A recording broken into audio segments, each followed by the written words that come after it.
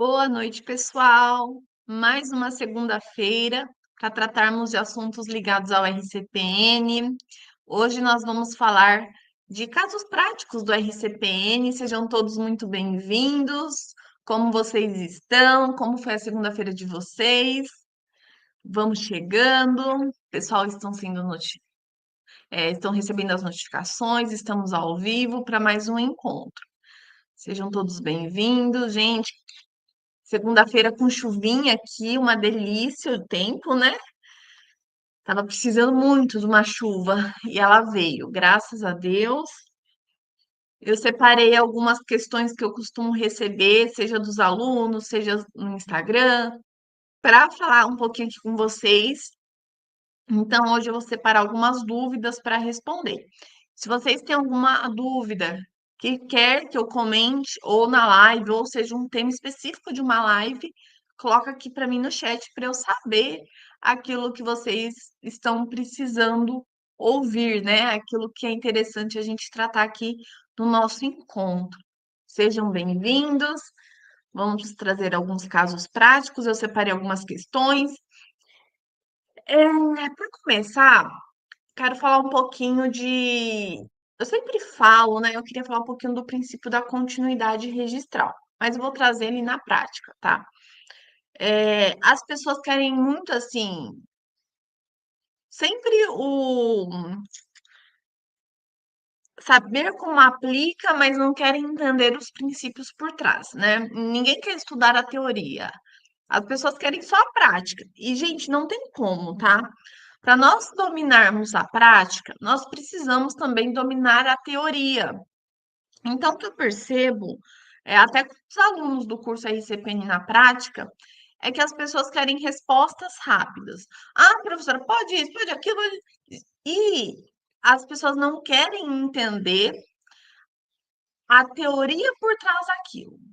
Gente, se nós não dominarmos a teoria, os princípios, nós nunca teremos segurança jurídica para poder analisar um pedido, um procedimento, um título que nos é apresentado. Então, é de suma relevância estudarmos a teoria unidos com a prática. Então, não menosprezem o estudo é aquele estudo ativo mesmo de ler as teorias, ler os conceitos, ler os fundamentos, ler os requisitos, porque nós recebemos tantas perguntas e às vezes não tem como eu responder, às vezes em um áudio, não tem como eu responder em 3 linhas. É praticamente uma aula, e aí, a partir de todo o conhecimento teórico, o oficial ele vai, com o seu juízo de valor, com a sua independência jurídica, avaliar se, conforme a sua independência jurídica e a interpretação que ele fez, se o ato poderá ser praticado ou não, tá?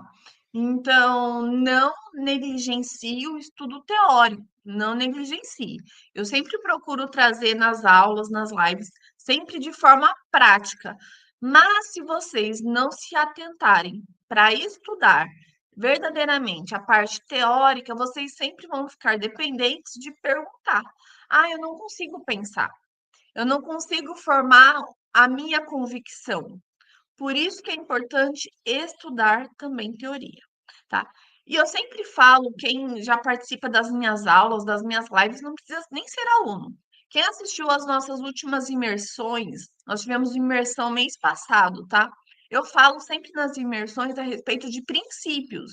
Eu falo do princípio na teoria e na prática. E o princípio que eu queria falar rapidamente hoje para tratar ele na prática é o princípio da continuidade registral. E o que é o princípio da continuidade de registral? No RCPN, o princípio da continuidade registral, ele tem duas vertentes, tá? Mas eu vou tratar de uma vertente específica. Em uma vertente específica, ele ele dispõe que o ato a ser praticado, ele precisa cumprir a continuidade registral e ser praticado sempre na sua origem, iniciando na sua origem. Como assim, Alise? Se eu preciso fazer uma retificação, uma alteração e esse elemento ele iniciou, ele foi constituído lá no nascimento, eu preciso começar pelo nascimento. continuidade registral. Eu começo sempre no acento original, originário, onde nasceu aquele elemento que eu preciso alterar, e depois eu vou alterando os acentos reflexos, os acentos que se referem àquela pessoa de forma direta ou de forma indireta. E aí, então, para eu aplicar esse princípio da continuidade registral, eu recebi uma pergunta de um aluno que dizia assim: reconhecimento de paternidade de pessoa já casada deve proceder. A pessoa já é casada, ela está tendo o seu reconhecimento de paternidade só agora. Eu anoto no casamento ou eu faço no casamento e anoto no nascimento? Que é praticado esse ato, a sua escrituração. Se eu partir pelo princípio da continuidade registral, onde eu inicio o ato de reconhecimento de filiação? Porque, veja, pela continuidade registral, eu preciso iniciar as alterações referente a uma pessoa. Primeiro, eu altero no acento originário dela, onde nasceu aquele elemento. E depois, eu vou alterando os seus acentos reflexos. Quando eu falo, então, de reconhecimento de filiação, o estabelecimento da filiação de forma originária se dá no acento de nascimento.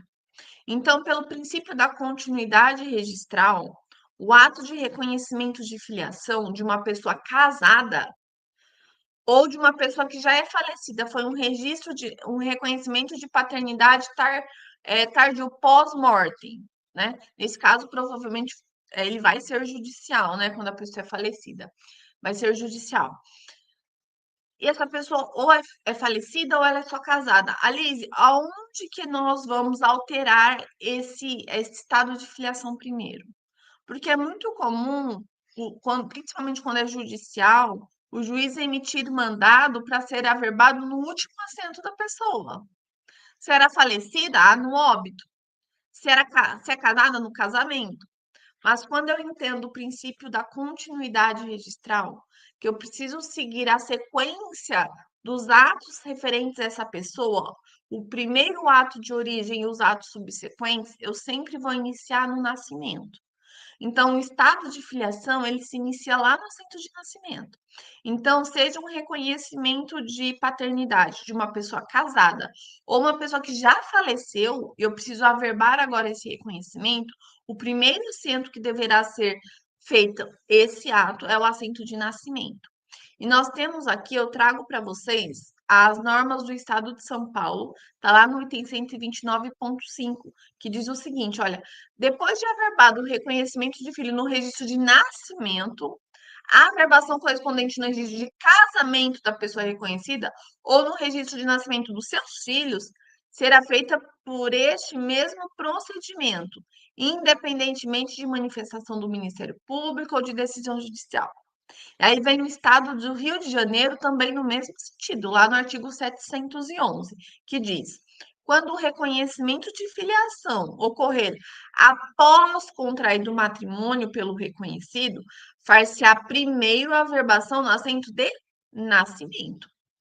E em seguida, a requerimento da parte interessada será averbada a paternidade no assento de casamento, independentemente de manifestação do MP ou de decisão judicial. Então, veja, o ato de reconhecimento de filiação, ele se inicia no assento de origem dessa pessoa, que é o nascimento. Aqui eu cumpro o princípio da continuidade registral. Então, o primeiro averbo no nascimento, e eu venho no casamento, se ela for falecida, eu averbo no óbito, e se ela tiver filhos, eu venho fazendo as averbações posteriores no assento dos filhos. Então, veja que eu sigo aqui a continuidade registral. O mesmo procedimento nós temos que ter em vista quando, então, eu tenho um reconhecimento de filiação, seja biológico, seja socioafetivo. Esse mesmo princípio da continuidade nós aplicamos também quando a pessoa ela vai fazer a alteração do prenome dela. Então, hoje, pelo artigo 56, é possível a pessoa alterar o prenome após a maioridade a qualquer tempo. Se ela decide alterar o sobrenome dela e agora ela é casada, aonde ela vai iniciar pelo procedimento? Ela inicia o procedimento lá no seu assento de nascimento, porque o seu prenome foi constituído lá no nascimento. Após fazer o procedimento no casamento, ela vem, no nascimento, ela vem para o casamento, aí ela vem para o assento dos filhos, porque a pessoa ela precisa alterar todos os assentos que referem-se a ela de forma direta ou indireta. Então, no assento dela própria ou no assento dos filhos, que também vai ter ali o prenome dela. Então, veja que eu preciso cumprir a continuidade registral. Então, se chega aqui no cartório, por exemplo, da Lucinéia, que está aqui na live, a pessoa chega, Lucinéia, eu quero alterar o meu prenome, e eu sou casada. E a Lucinéia, ela não é nem oficial do casamento nem do nascimento, porque o procedimento hoje ele pode ser enviado pela CRC, pelo módulo e protocolo. O que, que a Lucinéia faz? Ela vai tomar o requerimento daquela pessoa, certificar que foi assinado na presença dela, vai anexar a documentação e as certidões apresentadas, e ela vai encaminhar primeiro o procedimento para o oficial do nascimento. Após o oficial do nascimento concluir a verbação, aí vai ser encaminhado agora para o casamento e para os assentos reflexos de possíveis filhos também que aquela pessoa tenha registrado, tá? Então veja que nós precisamos aqui cumprir esse princípio. E na prática eu recebo muitas dúvidas a respeito disso. Eu já recebi, inclusive, mandado judicial para fazer reconhecimento de paternidade e a filha reconhecida era casada no meu cartório. E veio apenas o mandado ali para averbar no casamento dela. E aí, eu fazendo pesquisa, o nascimento dela também era da minha serventia, mas não veio um mandado específico para o nascimento. Alice, então, pelo casamento eu já faço para o nascimento? O ideal é um mandado, uma ordem para cada assento. Claro que o mandado ele pode conter a ordem para você averbar nos dois. Mas veja, a ordem judicial ela precisa ser clara e específica, tá? Então, o título judicial ele precisa ser claro e específico. Ele não foi específico para eu fazer no nascimento, logo, eu preciso que seja feito também um mandado para o nascimento. O que, que eu fiz nessa situação? Eu, como aqui na minha comarca é mais fácil o trâmite, né? Antes de eu emitir nota, porque é possível sim emitir uma nota, e aí eu emitiria uma nota, né? Pedindo para que fosse enviado também para o nascimento. Mas aqui foi mais fácil a tratativa, porque eu liguei para o escrivão ali da secretaria e conversei com ele, expliquei. Ele falou, não, eu vou verificar que a gente já envia um para o nascimento. E aí, como ele já enviou, aí eu aguardei e fiz os dois. Mas se caso não fosse essa tratativa, o que, que eu faço, Alice? Você vai fazer uma nota, né, para o juízo, informando, inclusive, porque tem nas normas, eu separei aqui o Rio de Janeiro e São Paulo, mas existem normas de outros estados que também têm essa previsão expressa. E mesmo que não esteja expresso no seu código de normas, é um princípio registral.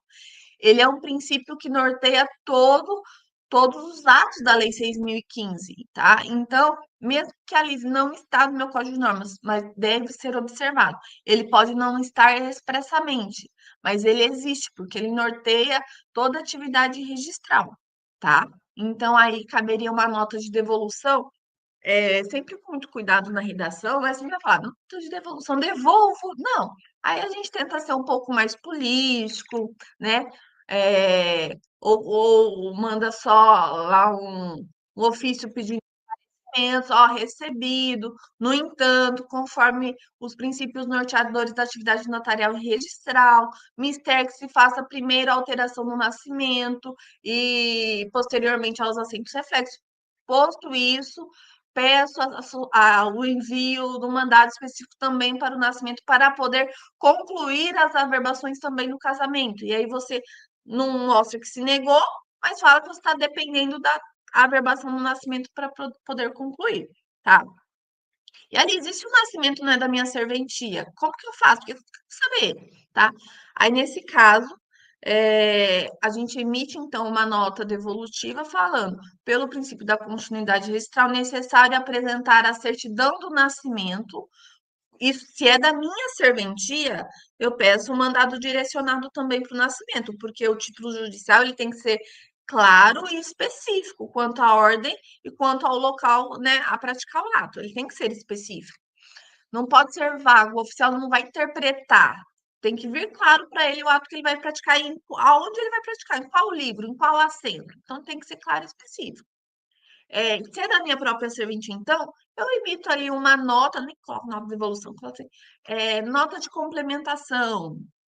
E aí a gente redige ali uma nota, né, com muita política, assim, para não, né, não parecer que a gente está se recusando a cumprir a ordem, mas solicitando que seja também expedido um mandado específico ali, uma ordem específica para o nascimento também, em razão do princípio da continuidade registral que norteia a nossa atividade. E se não é do meu cartório, Alice? Porque como que eu vou saber se mandou lá, por exemplo, a Juliana, que de Fátima, ela tem o assento do nascimento. E a Rosileide tem o do casamento. E aí foi mandado para a Rosileide. A Rosileide agora, como que eu vou saber se a Juliana averbou ou não? Aí, então, nesse caso, ela vai emitir uma nota de devolução, falando que para averbar no casamento, necessário que se apresente a certidão de nascimento, já devidamente averbado o reconhecimento de filiação, né? Já é, com o procedimento lá concluído, para que possa, em ato subsequente, fazer a averbação no casamento. Então, aí você vai condicionar a averbação à apresentação da certidão, tá bom? Lembrando que os títulos judiciais, eles também estão sujeitos à qualificação registral. Ali existe o juiz me ordenar, ele falou, não quero saber, você vai averbar.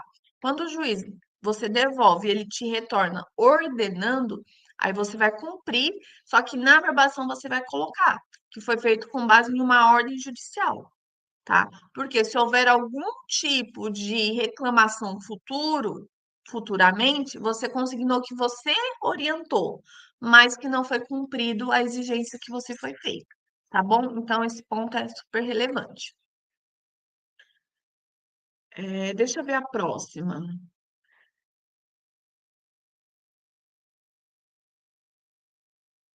Eu, ah, quero falar aqui com vocês algo também bem relevante que já me perguntaram, tá? Que é a questão, a gente vai tratar agora mudando de assunto. Então, o primeiro assunto foi a continuidade registral, o reconhecimento de filiação, quando a pessoa já é casada. O segundo ponto que eu quero tratar hoje na live é a diferença prática em relação ao ato de adoção, reconhecimento de filiação socioafetivo e reconhecimento de filiação biológica. Na prática, como assim, Anise?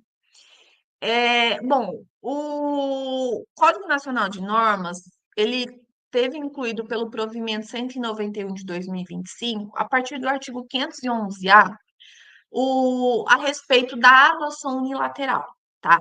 Então, lá trata que a adoção unilateral deverá ser averbada a substituição do nome do pai ou da mãe biológico, bem como o nome do pai ou da mãe adotiva, devendo consignar ainda o nome de seus ascendentes. Veja.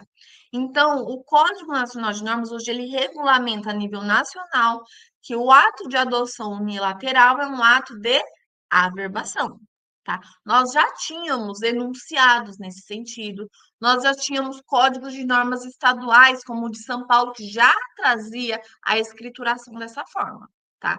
Então, a adoção unilateral, ato de averbação. Qual que é a dúvida, Alice? Qual que é a dificuldade nisso? A dificuldade é porque, assim, mesmo que eu faça uma adoção unilateral, e essa adoção ela é um ato de averbação, tá? Ela é diferente do reconhecimento de filiação socioafetiva. Aliás, em que sentido? Nos efeitos, tá? Porque quando eu tenho a adoção unilateral, e hoje a adoção ela é regulamentada lá no ECA, e o que diz o artigo do ECA, que eu até separei aqui, tá? Lá o artigo 41 do ECA, ele diz o seguinte: a adoção atribui a condição de filho ao adotado com os mesmos direitos e deveres, inclusive sucessórios, desligando-o de qualquer vínculo com pais e parentes, salvo impedimentos matrimoniais. Então, o que acontece? Mesmo eu averbando a adoção unilateral, tá? O... Esse ato de adoção, ele faz o desligamento com a família biológica. Em que sentido? E aqui o juiz ele tem que ser muito claro no mandado, tá? Tem que ser claro. E se o mandado não é claro, a gente devolve pedindo a complementação. É possível, por exemplo, que uma criança, ela tenha ali no registro o pai e a mãe dela. Ela tem ali no registro o pai e a mãe dela. E vem ali um mandado de adoção. E muitas vezes, gente, a gente tem passado por um momento em que os títulos judiciais eles não são claros, né? Quem aqui atua já na RCPN sabe o que eu estou dizendo, porque eles dão sentenças com forças de mandado. E aí eles mandam a sentença, e aí a Raquel, o Manuel, a Rosileide, a Maria, a Eliette, elas têm que interpretar, entender o que, que o juiz mandou fazer, em que livro, e o que, que é para ela praticar. Isso é muito perigoso. E por que, que eu quero falar isso? Porque quando eu falo em adoção, seja a adoção completa ou a adoção unilateral, a adoção ela tem o poder de romper o vínculo com os genitores biológicos, tá? Então, ela rompe esse vínculo. Quando chega um mandado de adoção, muitas vezes o juiz nem fala mais se é para verbar, para registrar, ele deixa bem genérico, ele manda inscrever. E aí ele manda, por exemplo, lá para o cartório da Rosileide Alves, um mandado de adoção em que a única pessoa ali que adotou é uma pessoa, tá? Essa questão da adoção, ela é decidida judicialmente, tá? É possível que uma pessoa solteira adote uma criança, um adolescente? É possível, tá? É o juiz que vai fazer essa avaliação lá no processo judicial. Vamos dizer que chega um mandado, então, para a Rosileide, e chega lá para a Rosileide, mandar sentença com força de mandado, e ordena a Rosileide inscrever a adoção daquela criança que no assento constou o pai e a mãe, em favor apenas da dona Maria. Ou seja, a dona Maria ali, ela fez uma adoção só ela, tá? O que, que o mandado ele tem que ser específico? Se a adoção ela é unilateral, preservando a linha do outro ascendente ou não. Porque o que, que é possível, tá?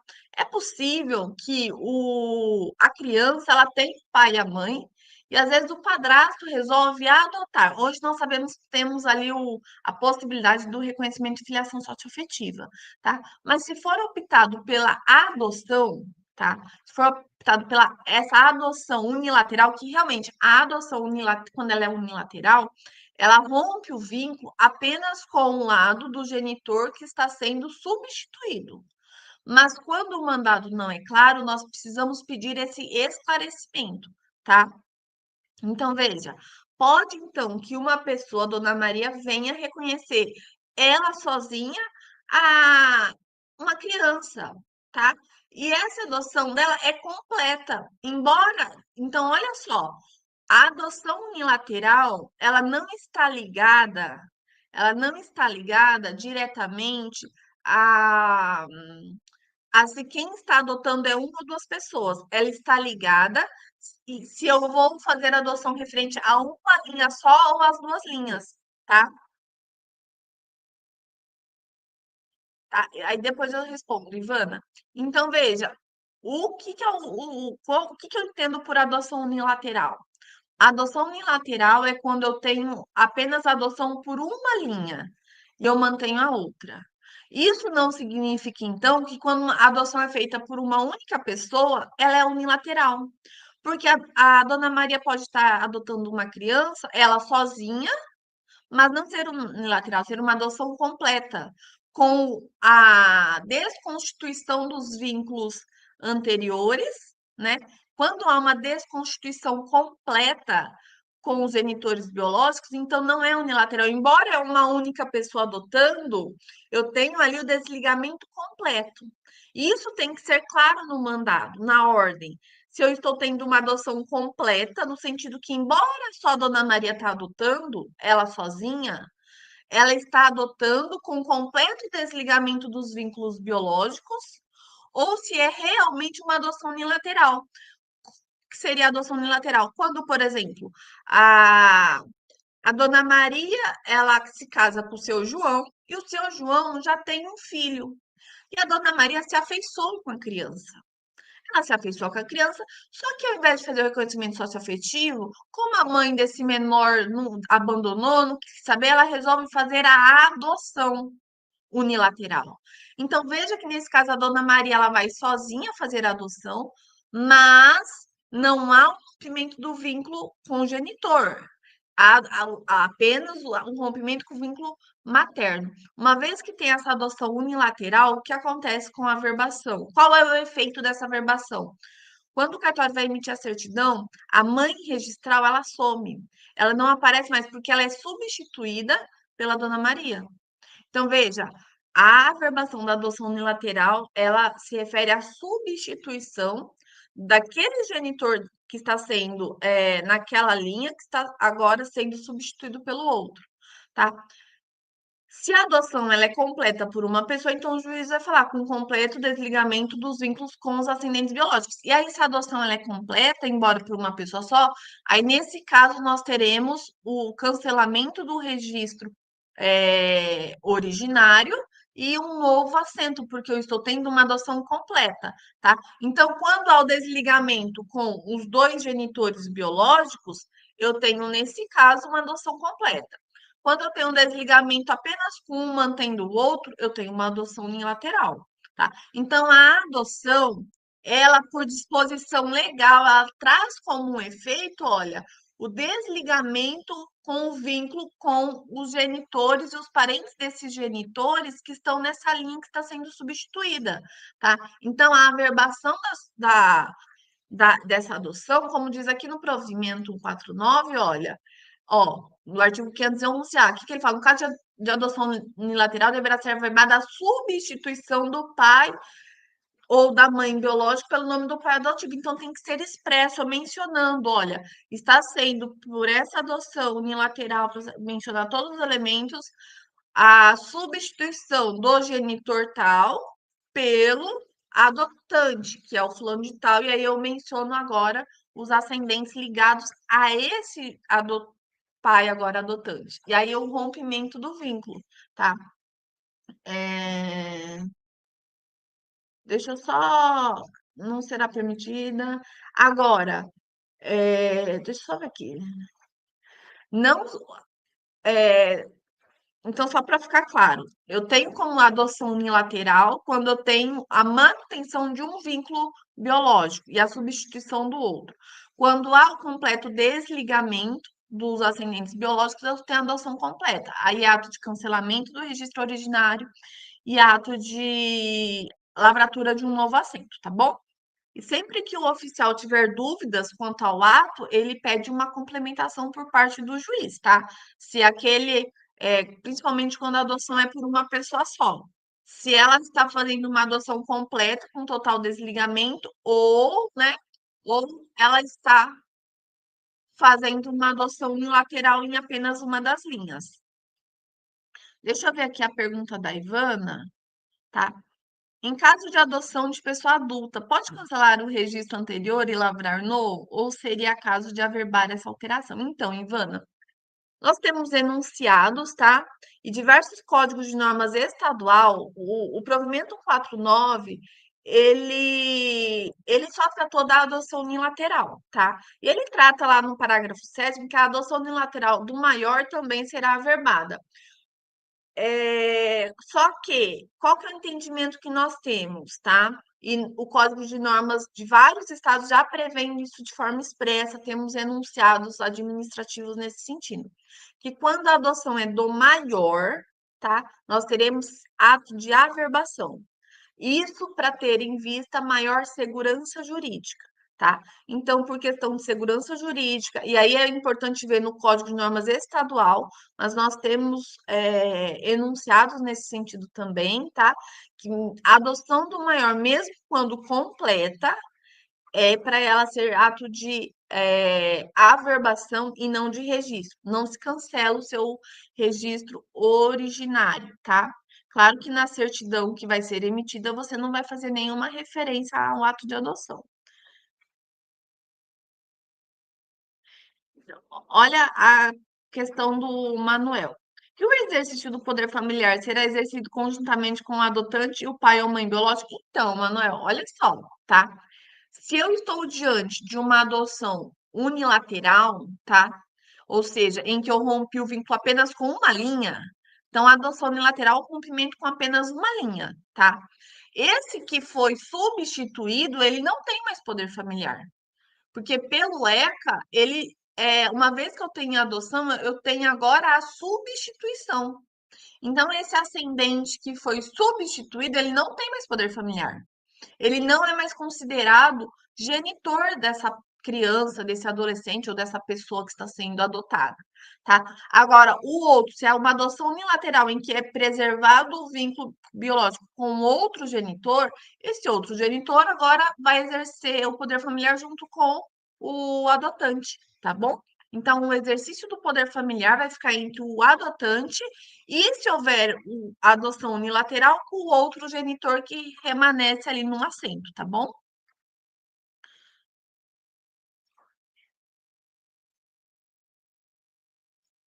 Vamos lá. Quando a criança já tem mais de 12 anos e é adotada, cancela o CPF, gera um novo, ou só peço que a pessoa atualize o CPF na receita. Então, quando é menor, viu, Maria Rodrigues? Acho que a gente tem lá na ARPE em São Paulo, se eu não me engano, foi publicado uma instrução normativa, eu não lembro direito se é ato normativo, instrução normativa da Receita Federal com a ARPEN. Quando é menor, você cancela, tá? E agora a própria CRC, ela tem, acho que uma opção que quando você vai cancelar o registro, você já informar o cancelamento do CPF também. Eu acho que hoje tudo por meio da CRC é possível fazer esse cancelamento. Então, se é menor, vai cancelar o CPF. Agora, se é maior, vai só substituir as informações, tá bom?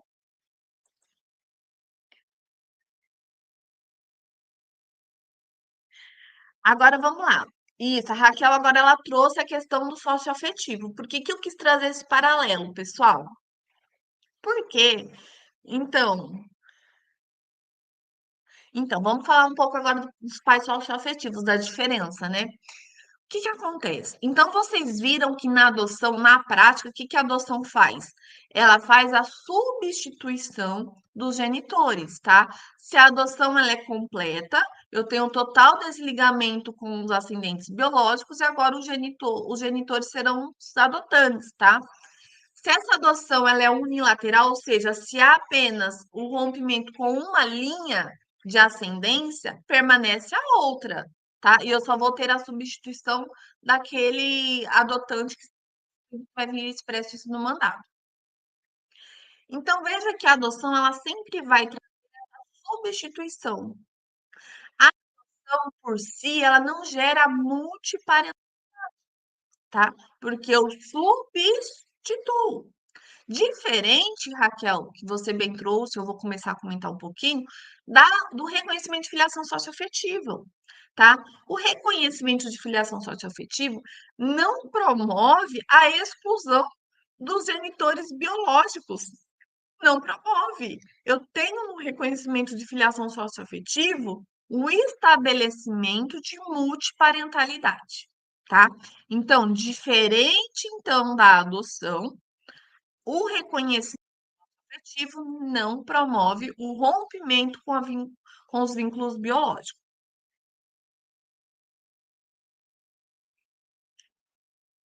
Aprontou, né? Enquanto eu tô dando aula, meu cachorro tá aprontando, gente. Ô, Senhor. Então, vamos lá. Sempre em reconhecimento de filiação socioafetivo, eu não falo em substituição, eu falo em inclusão.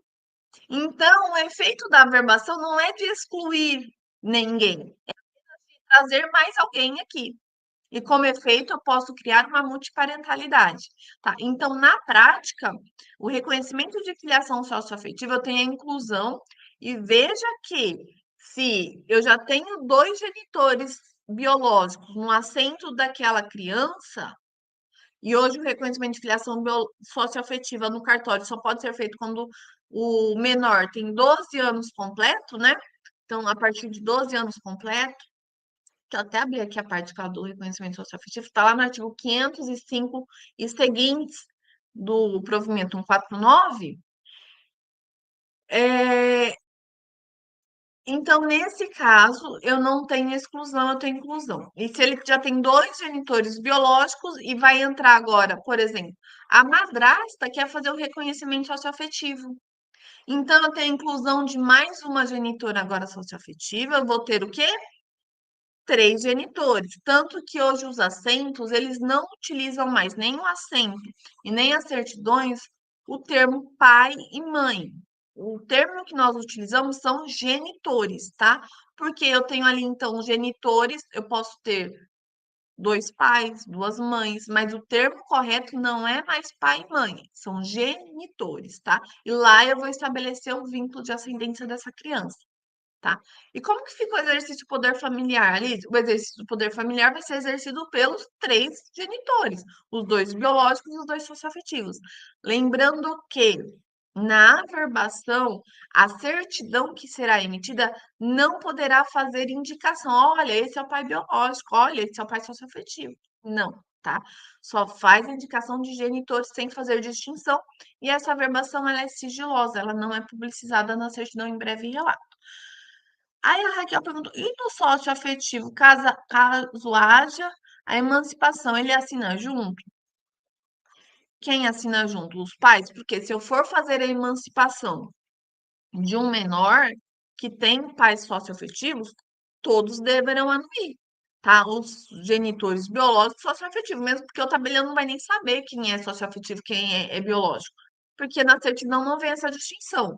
Então, o exercício do poder familiar nesse caso, Raquel, serão exercidos por todos, logo, todos deverão assinar ali o ato da emancipação do menor, tá?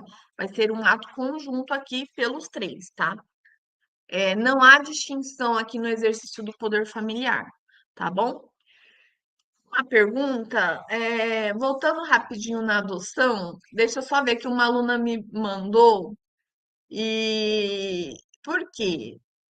A pessoa, olha, a pessoa solicitou a certidão inteiro teor, tá? Então foi lá o seu João pediu a certidão inteiro teor para Raquel.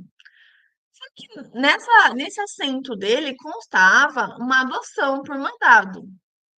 Então, lá no registro dele foi feito por mandado. Aqui o aluno não distinguiu se foi um registro por mandado ou se foi averbado, tá? Vou pressupor que foi um registro por mandado e constou no assento que era um mandado de adoção, né? Ao solicitar a certidão inteiro teor,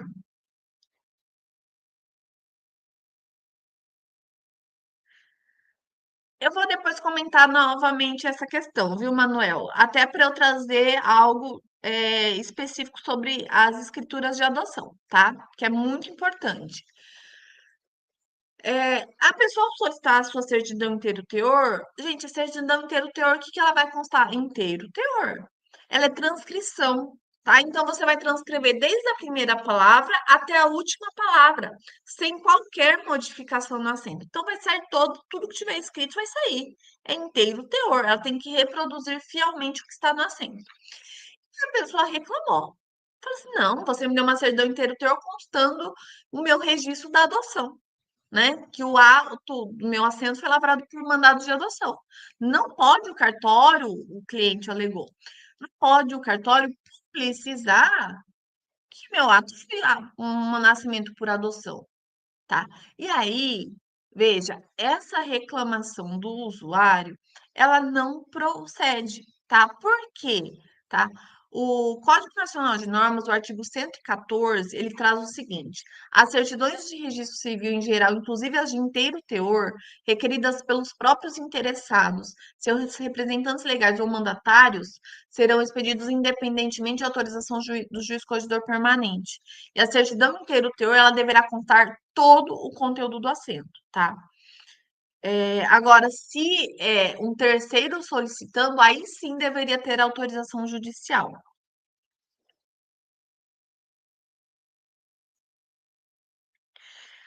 Aí o Manuel comentou o seguinte,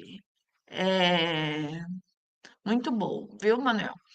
É, que ele já lavrou a escritura de adoção à luz do Código de 16, tá? 39 anos de atividade notarial. Tudo bem, parabéns, viu? mas continuamos estudando. Olha que interessante, Manoel, é muito boa a sua qualificação, sua colocação, tá? Nós tínhamos no código de 16, pessoal, e veja, eu não vou, eu vou tentar ser sucinta, mas esse estudo da adoção ao longo dos anos, ele é bem complexo, tá? E ele foi sofrendo diversas alterações de efeitos ao longo dos anos. Nós tínhamos, sim, no Código 16, a possibilidade da adoção por escritura pública. Inclusive, o Código Nacional de Normas hoje fala que quando for averbado uma adoção, adoção simples por escritura pública, essa adoção deverá constar em todas as certidões, inclusive as em breve relatório. Então, nós tivemos diversos institutos, diversas alterações a respeito da escrituração da adoção, tá? Nós tínhamos, pelo Código 16, sim, a possibilidade da adoção por escritura pública, e um desses períodos, tá? A adoção, quando feita a adoção simples por escritura pública, ela não excluía o vínculo biológico. Por isso que era necessário hoje, o Código Nacional de Normas fala que quando a adoção ela é simples por escritura pública, o oficial vai ter que constar sempre ali na averbação o conteúdo daquela adoção, porque ela era um ato de escritura de adoção simples e era um ato de averbação, não havia o total desligamento. Gente, era como se fosse hoje o reconhecimento de filiação socioafetiva, porque não tinha esse rompimento total, tá? Então, a gente, quando está diante ainda de uma escritura antiga de adoção, precisa ficar atenta se essa escritura ela foi feita no período em que havia manutenção dos vínculos biológicos ou não, havia o total rompimento, tá? Então, é bem complexo essa evolução da adoção ao longo dos anos, tá bom? A Ivana, é... ai meu Deus, tem várias perguntas aqui. Gente, eu nem vou trazer mais assunto, tá? Porque só esse assunto aqui já foi a live. Ivana perguntou. Deixa eu jogar a pergunta dela. No caso em que foi realizado o reconhecimento judicial de paternidade socioafetiva, passando a constar 4 genitores no assento de nascimento. Então, Ivana, olha só que interessante. O Código Nacional de Normas, ele diz que pela via administrativa eu só posso fazer a inclusão de um genitor socioafetivo, tá? Então, eu só posso fazer a inclusão uma vez. Agora, se eu quero incluir mais uma vez, ou seja, os genitores da criança, o pai casou e a mãe casou, tá? E aí agora o padrasto e a madrasta querem fazer o reconhecimento socioafetivo. Aí o padrasto chegou primeiro, você averbou lá o reconhecimento da filiação socioafetiva do padrasto. Agora a madrasta também quer. Veja, é possível apenas uma única vez pela via administrativa. Essa segunda inclusão vai ter que ser feita judicial. Aí se o juiz reconhece e manda averbar, agora você vai ter na emissão da certidão 4 genitores, tá? Os biológicos e socioafetivos, mas sem fazer referência qual é biológico, qual é o socioafetivo, tá? Aí tem outra questão aqui da Ivana. Sem alteração do nome da pessoa registrada, a qual é casada, já teve alteração do nome em razão do casamento. Então, Ivana, nesse caso, se eu tenho um reconhecimento da filiação biológica, eu preciso averbar no nascimento dela e depois no casamento. Lembra da continuidade registral? Independente se ela alterou o nome dela ou não. Porque eu preciso agora trazer os genitores também para o casamento e também no assento dos filhos, se ela tiver. Então, eu tenho que vir averbando em todos os assentos ligados a essa pessoa de forma direta ou indiretamente, tá? Lembrando que no socioafetivo eu não tenho um rompimento com o vínculo biológico, exceto se houver uma ação judicial de exclusão de paternidade, negatória de paternidade. E aí o juiz expede, Ivana, um mandado específico para excluir a paternidade do genitor tal. Então, você vai averbar por mandado, e aí sim eu tenho a exclusão, tá? Mas a averbação pura e simplesmente ela não substitui, ela apenas inclui, tá? Então, nesse caso, Ivana, precisa fazer esse reconhecimento primeiro no nascimento e depois averbar no casamento e no assento dos filhos. Mais uma pergunta da Ivana. É possível que a pessoa registrada altere o sobrenome do pai biológico para incluir o sobrenome do pai socioafetivo, mantendo o nome de casada? É possível que a pessoa altere o sobrenome do pai biológico? Então, veja, tá? Quando eu faço o reconhecimento socioafetivo, eu posso sim incluir o sobrenome do outro genitor agora socioafetivo, tá? Eu entendo que se ele já tem o sobrenome de um genitor e do outro, ele não pode excluir mais, ele só poderá incluir. Esse é o meu entendimento, viu, Ivana? Que nesse caso, agora, se for judicial e o juiz determinou, aí é diferente, porque foi judicial. Mas pela via administrativa, eu entendo que é possível apenas a inclusão, tá? E aí depois, se ele pretende, por exemplo, eu comecei no meu nascimento, eu incluí o sobrenome do meu pai socioafetivo. E agora eu vou averbar no meu casamento. Quando eu averbo no casamento, eu já indico se no meu nome de casada vai incluir o sobrenome do pai socioafetivo ou não, tá? Porque se ela retorna o nome de solteiro, não é o nome de solteiro de quando ela se habilitou. É o nome de solteiro agora com o nome que ela indicou no nascimento, se ela incluiu ou não, tá? Então é importante que quando for averbar no nascimento, ela indique o nome que ela, no casamento, que ela vai assinar após o casamento, tá? Se após o casamento ela vai manter o nome que ela já tem ou vai ser o nome com a inclusão do sobrenome. Porque quando ela retorna o nome solteiro, não é o nome da habilitação, é o nome que agora ela adotou com a sua afetividade. Então, o juiz não ordenou alteração de sobrenome. É possível, Ivana, que eles requeram de forma administrativa, tá? A inclusão, tá? Não a exclusão do sobrenome do outro biológico. É possível apenas a inclusão. Se eles quiserem excluir do biológico para incluir do socioafetivo, aí nesse caso eu encaminho, conforme o parágrafo 1º do artigo 515, para o juiz autorizar e eles justificam o motivo. Eu vou por aquele artigo, tá? E aí, porque hoje o provimento 149, ele autoriza também a alteração do sobrenome do menor, tá? E aí, se o menor tiver 16 anos completo, ele também tem que anuir com a alteração do seu sobrenome. Se o juiz não falou a respeito do sobrenome, então você não vai alterar pelo mandado judicial, tá? O que pode fazer? Devolver para o juiz esclarecer. Se o juiz falar, não, não vai alterar, não. Depois os pais podem pedir pela via administrativa a inclusão, mas não a exclusão, tá? Deixa eu ver aqui outra. Então, é o meu entendimento também, Raquel, tá? O meu entendimento também pela via administrativa é só incluir e não excluir, tá? A exclusão, porque o artigo 515, é difícil as pessoas irem por esse artigo, tá? Porque o artigo 515, deixa eu até falar para você o parágrafo, tá? Quando ele vai falar da alteração do sobrenome, é o artigo 515i. Ele fala quando é familiar só em inclusão, ele não fala exclusão. Porque nós temos um parágrafo primeiro que fala assim: olha, a alteração do sobrenome, fora dessas hipóteses, acima descritas, deverá ser requerida, mas dependerá da decisão do juiz corregedor que avaliará a justa causa.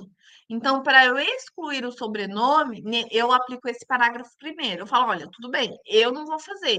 Mas se você declinar a justa causa, eu vou enviar para o juiz. Se o juiz autorizar, a gente faz.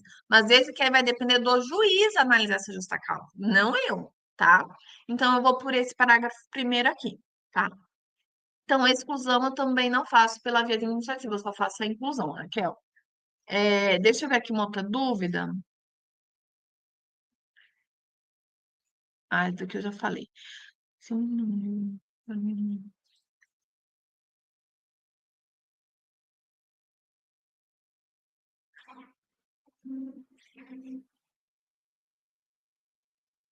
Edinalva, boa noite. Recebi um mandado de reconhecimento socioafetivo, porém não foi mandado incluir o nome dos avós socioafetivos. Minha pergunta é: posso fazer apenas do genitor? Edinalva, é assim, tá? Deixa eu ver até aqui, é que aqui fala na via administrativa, tá? Mas o reconhecimento da filiação, ela gera o vínculo não só com o genitor, mas também com seus ascendentes. Ele decorre diretamente do ato de reconhecimento. Deixa eu ver se eu acho aqui o artigo para você, tá? Deixa eu ver se eu acho.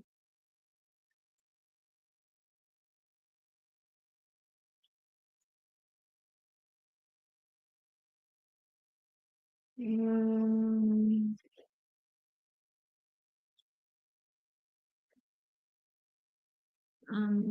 Prejudicial. Tem um. Deixa eu ver da verbação.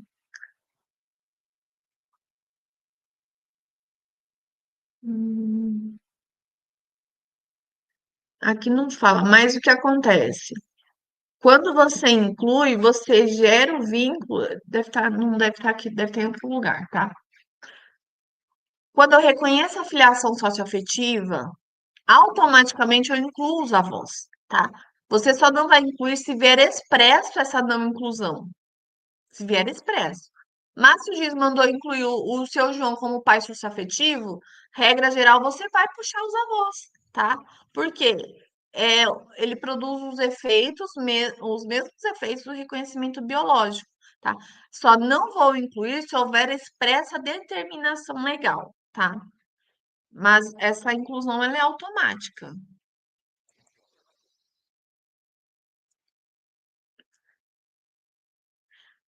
Aí acho que eu respondi as dúvidas. Então, pessoal, veja que interessante, tá? Só para a gente finalizar. A respeito de adoção, reconhecimento de filiação socioafetiva e biológica. Na adoção, eu tenho substituição. Na reconhecimento socioafetivo, eu tenho inclusão, eu não tenho substituição, tá? E no reconhecimento biológico, eu também só tenho inclusão, tá? É, outra questão a respeito da adoção, tá? Eu falo que a adoção é unilateral, não quando o adotante é uma única pessoa, não, ela é unilateral quando eu tenho apenas o estabelecimento de um vínculo biológico substituído pelo vínculo da adoção para o adotante, tá? Então, a adoção unilateral, ela mantém ainda o vínculo com um dos genitores biológicos. E o juiz vai determinar qual é o genitor que está sendo substituído. E aí, isso daí a gente consta expressamente na averbação. Obrigada, Manuel. Ai, fico muito feliz, viu? Gente, foi tão corrido hoje. Eu sentei aqui para separar um conteúdo um pouco antes da live, porque, gente, segunda-feira, ó, pauleira, mas vamos com tudo. Então, veja, para quem trabalha no RCPN, essas dúvidas são recorrentes, tá? Mesmo porque, igual o meu cartório é uma pequena serventia, raramente vem uma adoção. E aí, aquele cartório em que raramente chega uma adoção, uma filiação socioafetiva, muitas vezes surge dúvidas na escrituração e na emissão da certidão. Eu vou excluir o pai biológico ou eu vou apenas acrescentar o adotante? Então, veja que quando eu falei adoção, eu falo em substituição, tá?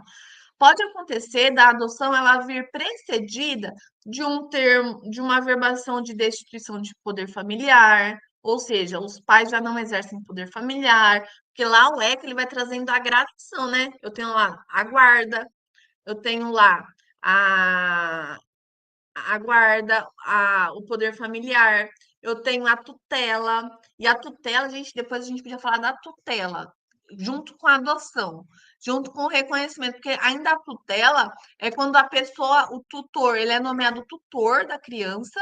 Veja, na tutela, o tutor ele vai exercer como se fosse o poder familiar, né, devendo prestar conta judicial, o tutor, mas a tutela, se, por exemplo, é posto em tutela aqueles que os pais ou decaíram no poder familiar ou ele é órfão, né? Então morreu o pai e a mãe. Eu preciso nomear um tutor.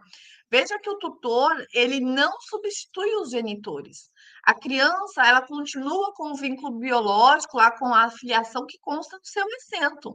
O que acontece? Eu tenho agora um terceiro nomeado pelo juiz como tutor que exercerá a figura dos genitores no exercício do poder familiar.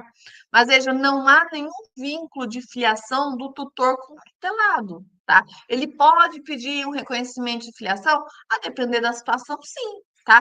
Uma vez dado, então, o reconhecimento de filiação socioafetiva, agora ele vai ter ali a sua inclusão como genitor, não substituição, mas inclusão, e agora ele vai exercer a tutela, ele não exerce mais a tutela, ele exerce o poder familiar como genitor próprio, não necessitando mais de prestação de contas. Olha que interessante. Então, veja, e ontem foi Dia das Crianças. Olha que hoje nós tratamos de diversos assuntos ligados à proteção do menor. Adoção, reconhecimento de filiação, falamos agora rapidinho da tutela. Gente, semana que vem tem mais. Vocês vão estar aqui comigo? Manuel vai estar aqui, né? A Dulce, é... a Dulce, olha. Recebemos um mandado aonde o juiz pede para anular o registro de nascimento porque o pai da criança não era verdadeiro. Então, Dulce, às vezes o juiz ele não foi claro, às vezes nem ele nem sabe o ato que tem que praticar, tá? O que tem que ver, e aí às vezes tem que ver o processo, ou pedir uma complementação, ou ligar no fórum, perguntar o seguinte: essa criança tem mais de um genitor? Só tem esse genitor? Porque pode ser um mandado de exclusão de paternidade, aí você faz uma averbação para excluir, né? Aí altera o nome, pergunta o nome que a criança passa a adotar agora sem aquele nome, tem que vir claro. E aí eu não tenho, Dulce, o cancelamento do registro, eu tenho a exclusão. E quando eu emito a certidão, eu já emito sem aquela paternidade, tá? Ou se realmente é um cancelamento. Mas se eu vou cancelar, vai fazer outro registro? Ele mandou fazer outro registro? E aí, que situação é essa? Então, às vezes, o juiz, o escrevente do fórum, ele não soube dar a ordem. Então, muito cuidado. É o que eu falei no meio da live.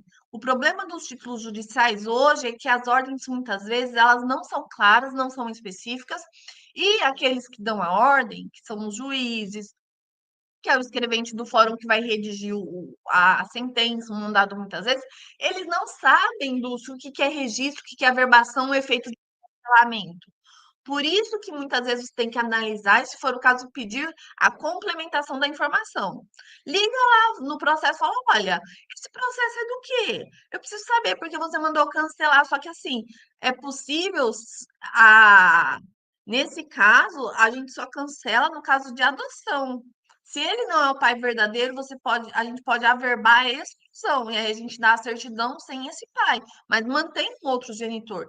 Então, Luz, a gente precisa sempre ler as ordens judiciais, pessoal, sentença, mandado, ofício, seja lá o nome que eles derem para isso, tá? Lerem com cautela e sempre pensando assim, Dulce, nem sempre eles sabem o ato que deverá ser praticado, tá? E aí cabe você, como tutora, né, dos registros públicos, a ter essa sensibilidade, e aí a gente tenta explicar com muita delicadeza, com muita humildade, para não ferir o ego de ninguém, né? Que nos registros públicos, às vezes eles estão mandando uma coisa que não tem previsão legal, tá? Então aqui você tem que analisar melhor, Dulce, ver, tentar falar lá no fórum do que se trata, você conhecer o advogado, conversar com o advogado, porque cancelamento de assento a gente só faz no caso de adoção, tá? Ou se ele emitiu uma, enfim, é um caso mais complexo esse seu, tá? Gente, muito obrigada. 1 hora de live, segunda-feira, né? Até ia tirar aqui, ó. Tá. Então, 1 hora de live, eu tenho certeza que com muito conteúdo enriquecedor.